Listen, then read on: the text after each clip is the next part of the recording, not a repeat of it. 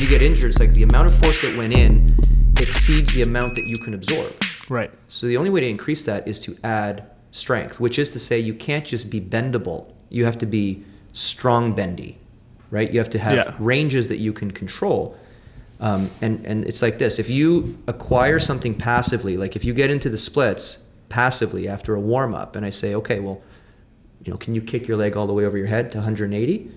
Well, no, I can only lift my leg to 90. Okay, so you have a passive split of 180, right? And then you can control 90, or you can actively move into 90, which means that there's 90 degrees for which you have exactly zero experience using. Yeah. Because you can't move where you can't move. Which means that if you have no experience with that 90, not only is that 90 worthless for you in terms of what you can do with it, throw up a triangle. But it's also useless if you threw up the triangle and someone tried to break out, you have no experience there. So that means you have no strength training experience, which means you have no strength. Yeah, I think you said this, and it might have been in the seminar, or like this is kind of what I took from it. But I always find that, like, again, in my gym, when people who do yoga, those are the people that always are hurt the most. They're the most flexible, like they have the most like passive flexibility. But the guys who are like on the stiffer side, they'll like break, but they're usually not banged up like yogis are. It's a different kind of banged up, yeah. And it's like they're all, like everything kind of hurts, but a guy who's really stiff, it's like he'll like have a traumatic injury.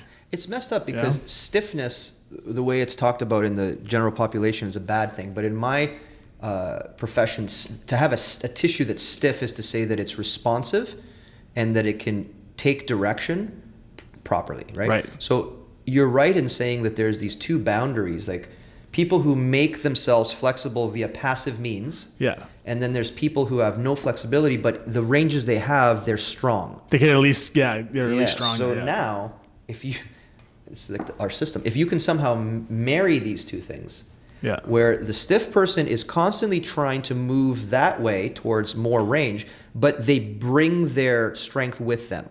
Okay. Or you take this sloppy, I don't mean sloppy. Now people are going to, you call it yoga. That's not what I'm saying.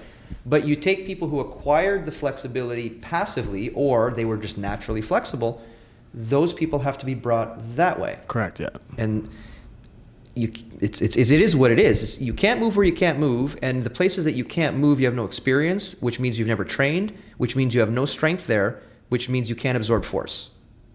The end. You know what I mean? It's just kind of how it goes.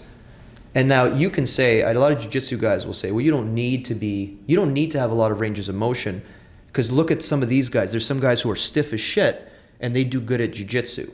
But if I could give that guy a pill and I can go, okay, you'll keep all of your skill, but you'll have greater workspace, which means to say you have greater range of motion to apply your skill, everyone would take the fucking pill. Right?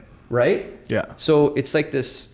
If you are bendable, you're justifying being bendable. If you're not bendable, you're justifying not being bendable, but you're both wrong. Yeah, you know what I'm saying? Yeah. Well, I had a funny chat with Dan, our instructor in Australia.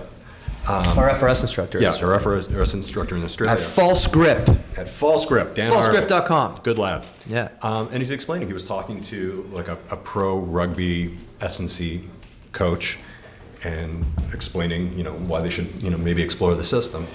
And, he looked around the room and he noticed 7 people were in slings and all had postseason shoulder surgery. Yeah. And when he sort of dove deep with, one of his colleagues over there, he said, like, what's going on here? He goes, oh, well, our guy thinks tight shoulders are strong shoulders. And I said to him, I hope you start laughing. And I said, well, how's that working out for you? Because apparently somebody's missing part of this equation if everybody's getting surgery.